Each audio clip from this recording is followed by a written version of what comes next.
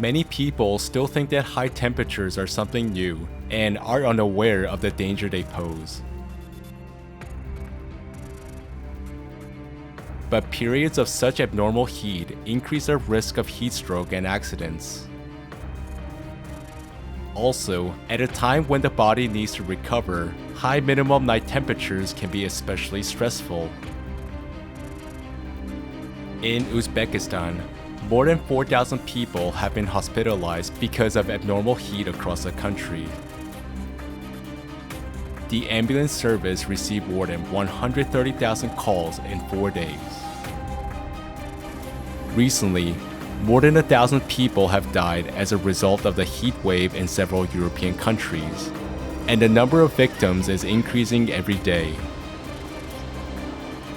Since the beginning of summer, the second wave of abnormal heat has already swept Europe. Temperature records are recorded one after another. Against this background, the number of large fires is also on the rise. By mid-July, there were already more than 1,700 fires. In the first half of this year, at least 350,000 hectares of forest have burned, 4 times the average of the last 16 years.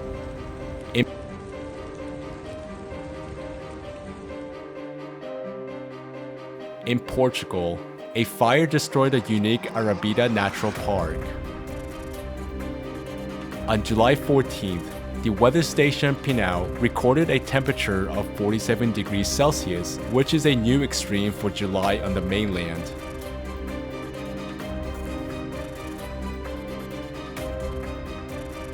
On July 19th, Great Britain experienced the hottest day on record.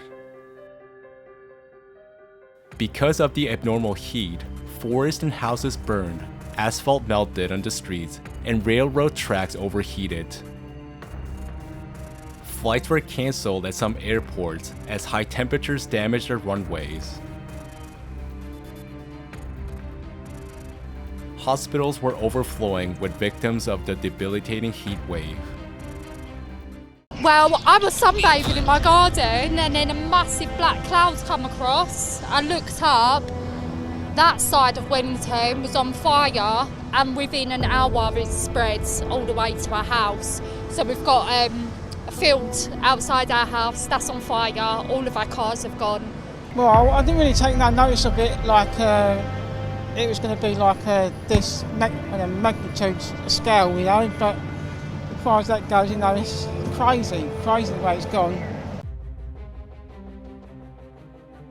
In France, the July heat wave has also reached abnormal levels. As of July 16th, more than 30 records of the highest temperatures of the month have been broken. Forest fires are raging in the southwest of the country. Last summer, they destroyed more than 9,500 hectares of forest.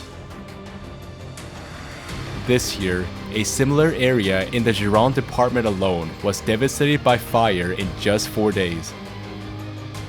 More than 16,000 people have been evacuated.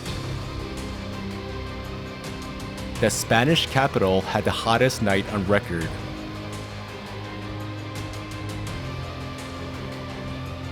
The scorching heat makes the fires uncontrollable. They have already come close to populated areas. More than 3,000 people have been evacuated in Malaga. Since the beginning of the year, the fire has already destroyed more than 70,000 hectares.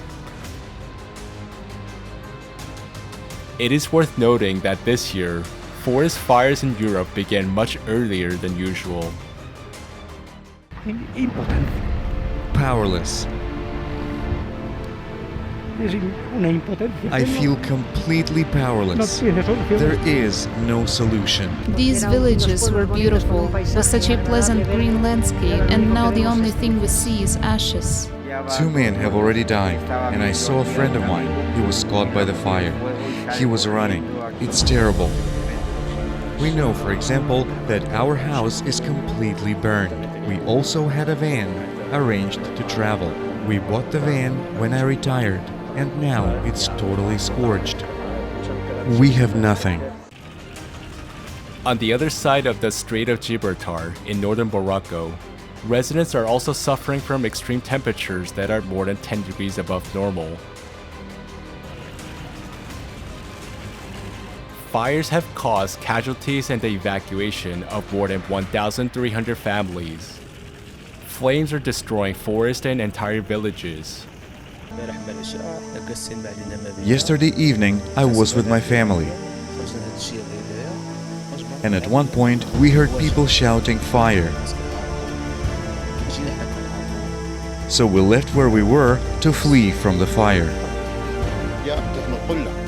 It's the heat that causes this kind of fire.